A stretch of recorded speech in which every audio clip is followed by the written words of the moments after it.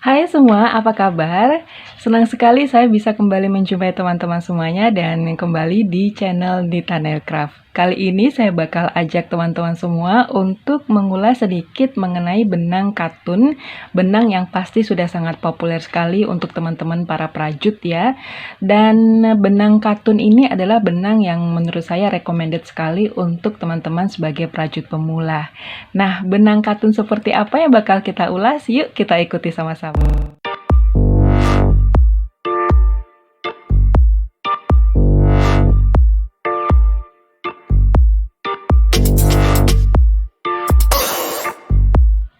Jenis benang katun yang bakal diulas atau direview adalah benang katun Bali. Benang katun Bali ada di sebelah kanan ya, dan juga benang soft katun yang ada di sebelah kiri.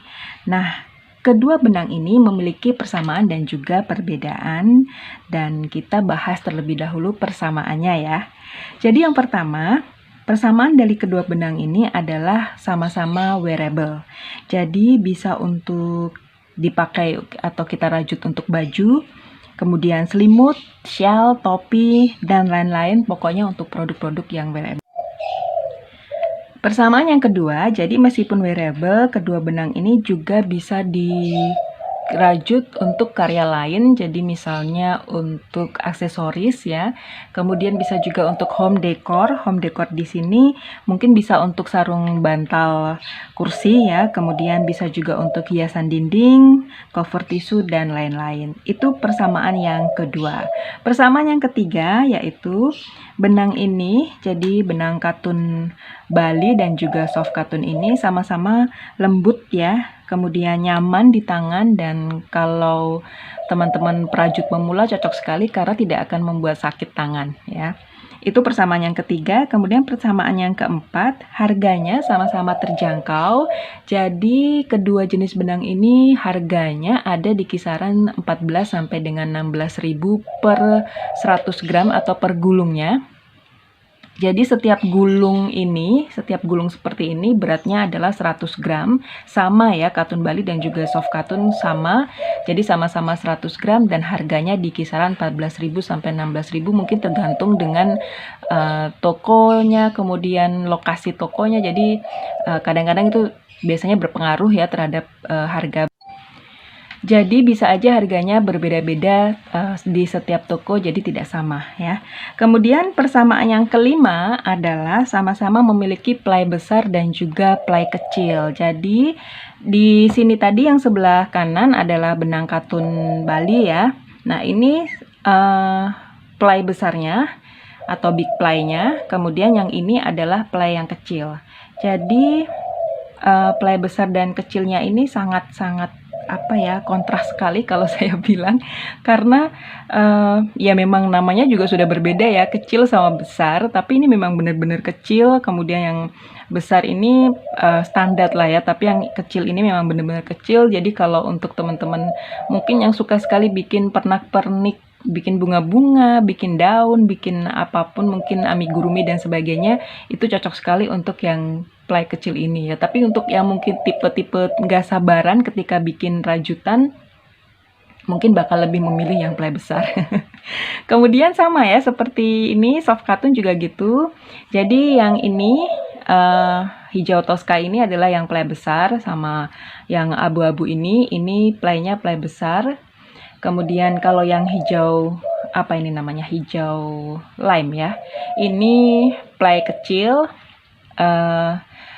Kecilnya nggak terlalu kecil kalau dibandingkan dengan katun Bali ya. Jadi bisa teman-teman lihat, kelihatan lebih halus yang katun Bali atau lebih kecil lagi yang katun Bali. Kalau yang soft katun ini masih inilah ya, masih agak sedikit lebih besar dibandingkan yang small play-nya katun Bali.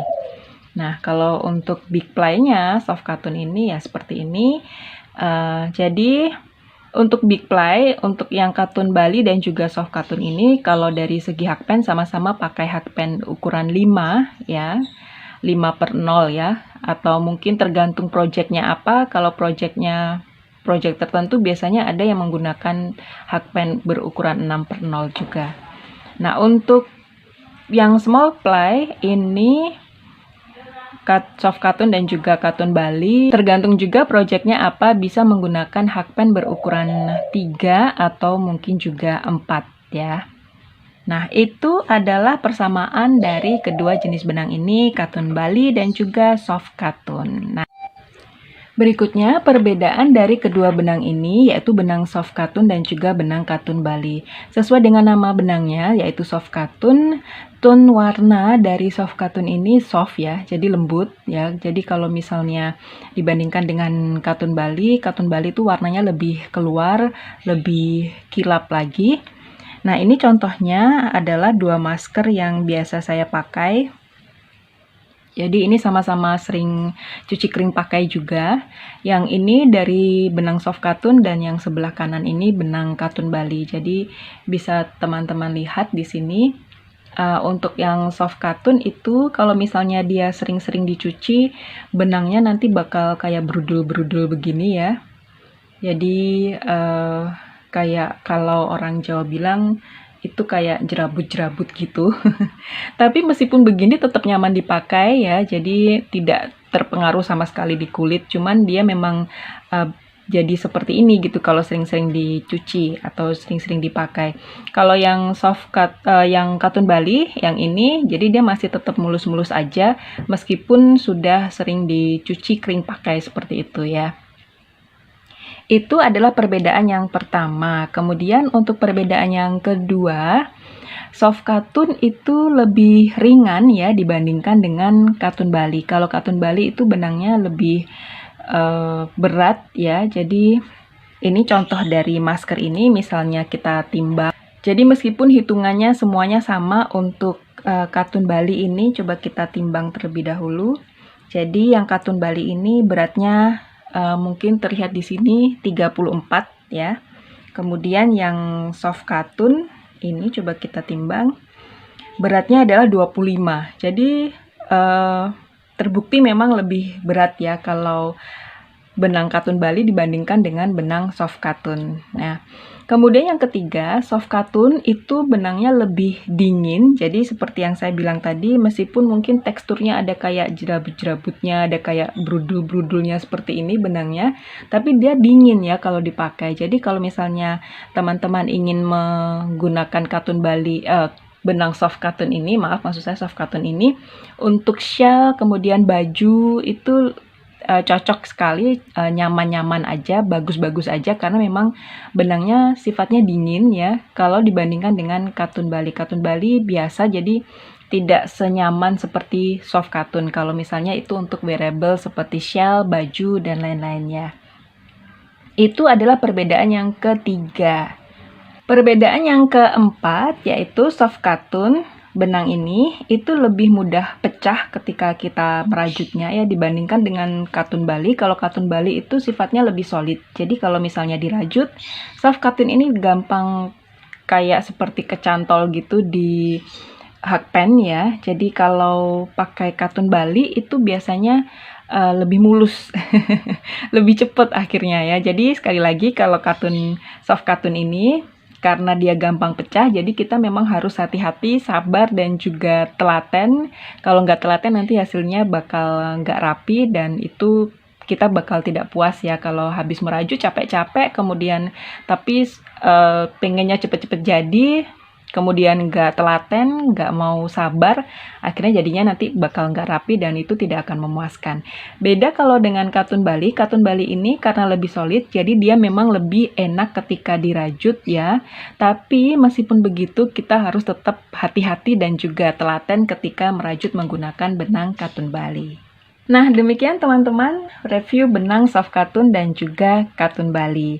Sebenarnya benang katun itu banyak sekali jenisnya ya, tapi kita review dulu dua jenis benang ini.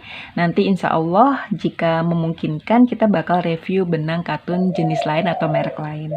Semoga video ini bisa membantu teman-teman terutama yang masih pemula dalam memilih benang. Jadi sekarang sudah bisa mengetahui ya, benang katun itu ada yang yang soft katun dan juga ada yang katun Bali. Jadi nanti kalau pas ke toko benang sudah tidak bingung lagi mau memilih atau menyebutkan nama benangnya ya. Nah, teman-teman yang sudah pernah mencoba mungkin juga bisa menuliskan di kolom komentar kalian masuk di tim mana nih? Apakah tim soft katun ataukah tim katun Bali? Nah, bisa ditulis di kolom komentar ya. Baik teman-teman, mudah-mudahan video ini bisa bermanfaat untuk teman-teman semuanya. Terima kasih karena sudah selalu mengikuti channel Nita Nailcraft. Mudah-mudahan saya bisa memberikan banyak sekali manfaat untuk teman-teman semuanya. Terima kasih dan sampai jumpa di video berikutnya.